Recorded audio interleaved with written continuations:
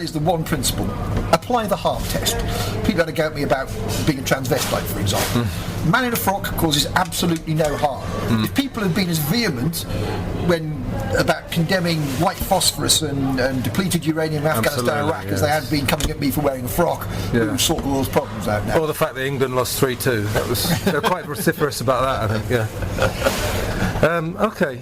All right, just one more thing. Let's look forward.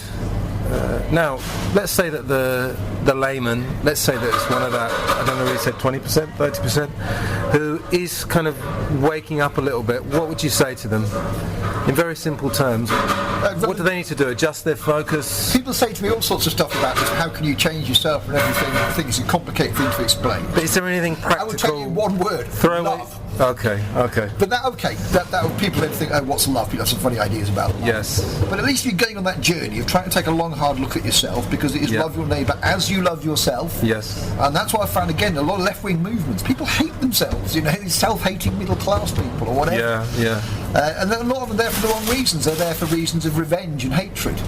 And this is why you get a peculiarity in movements, because although people support the same policy, the background to that is different. Some people are there because they don't like rich people. They hate rich people. But some people are there out of genuine love and want to protect people.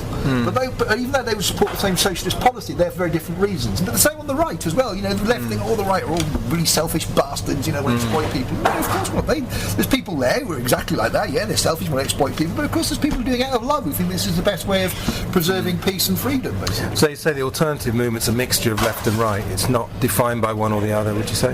No, so you find it everywhere. One of the fascinating things about my stats about the percentages of people is you find them actually in all societies. It doesn't matter whether you're brought up under radical Islam or communism or the free market, in inverted commas, of the US. Those proportions exist everywhere. And if you've lived in smaller societies, you will notice the kind of almost the equivalent sort of thing. And what you'll also notice... It's like a microcosm, one person will always become the kind of runt of the society, usually to their own cause by themselves. They can't see how their actions impinge upon others, and that's a psychopathic tendency. But in all societies I've been in, there's always one ripping boy, basically. It's usually a bloke, not a girl.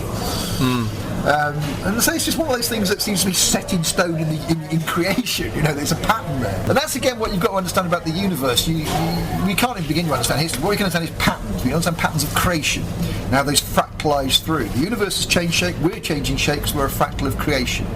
When Ezekiel's tripping his tits off, or having his vision, depending on what you tell me, obviously taking magic mushrooms, of course he is. And he describes this machine. He goes wheels within wheels, moving but without motion. You think, what the hell's he talking about? Moving without motion? Because something, once you've done magic mushroom, it's a fractal. If you don't have the word fractal, wheels within wheels, but without motion. And that's a lot of the problem with these things. I was looking at the Book of Enoch once. It talks about mountains surrounding a sun. I was thinking the mountains can't really surround the sun. What the hell's he talking about? Unfortunately, I was on the journey. I went to my friend's house, picked up an esoteric book, and saw this diagram of a circle with 6 triangles around it, which is one of the representations of the flower of life, and realised what he was talking about in this book, basically. Okay. So 2014 to me is the year of unity. Okay. The changes that are already happening are going to embed. We look at all sorts of different models of being, basically. And I say this is all in the run up to something big in 2016, but this year I think there'll be more people coming together and living under law, because the only thing you can unite under is love. Obviously political movements can't unite, religions can't unite, even though they're supposed to believe in the same God. Therefore you believe in love. There's one thing I've got to say as well about this. You try to understand the nature of God, you will never understand love, but try and understand love and you understand the nature of God. It's that way around. So the practical advice is to people is to break away from corporate consciousness, try to come to your own conclusions, check things out for yourself, but do some of the basics. Try and contact your MP and things like that. If you don't have any joy, come to me, because we can carry on, basically. Okay.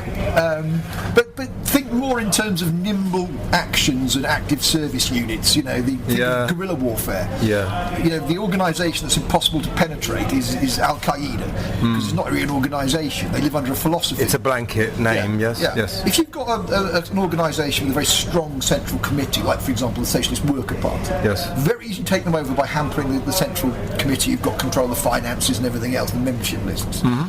However, an organisation that's like active service units, very flat structure, sharing a philosophy, virtually impossible to penetrate. You take a very long time to penetrate one unit, who then decide to disband, for example.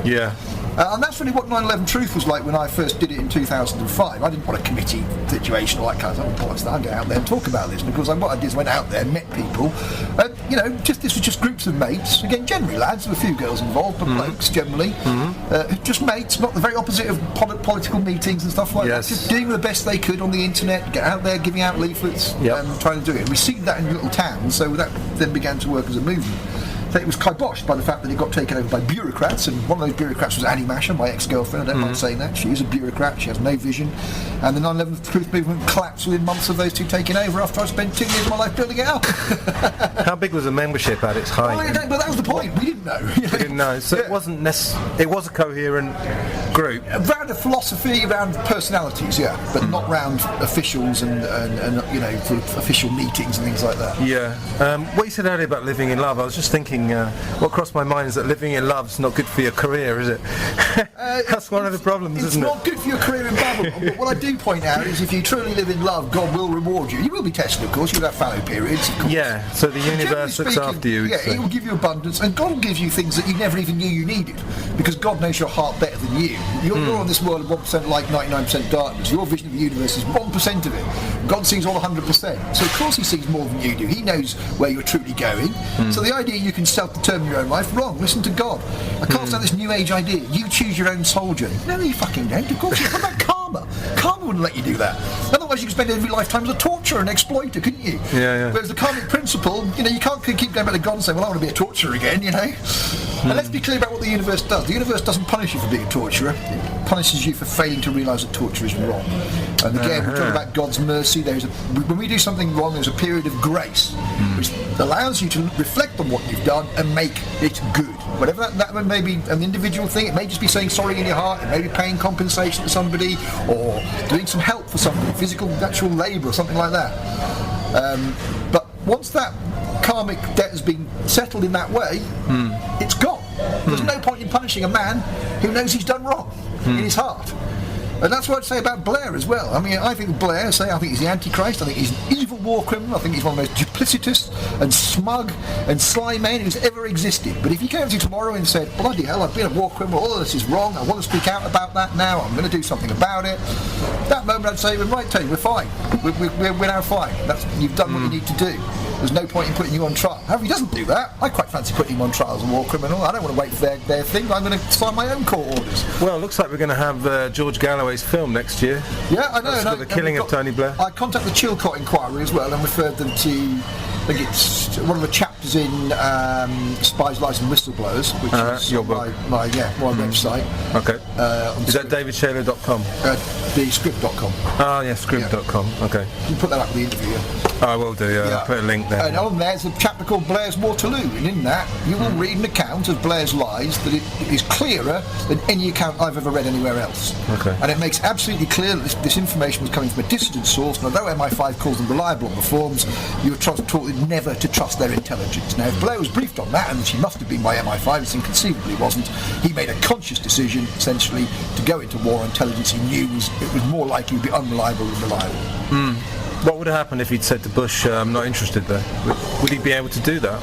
Well, no, it was the other way around. He was the warmonger. If you look at any of these accounts, Clinton was trying to keep Blair in his box in Serbia. He was trying to, Blair was all out destruction, basically. Right. So it was, and again, this is why I don't think partly because George Bush is stupid. George Bush, by the way, is a reincarnation of Mussolini. But he's kind of, one thing, he's too stupid. But if America wanted to invade Iraq and Afghanistan by itself, there would have been a world outcry. But because Britain supported them, one big nation, that was it. Okay. So Blair stands as the single man who wanted that war. It goes back to him, basically. Okay.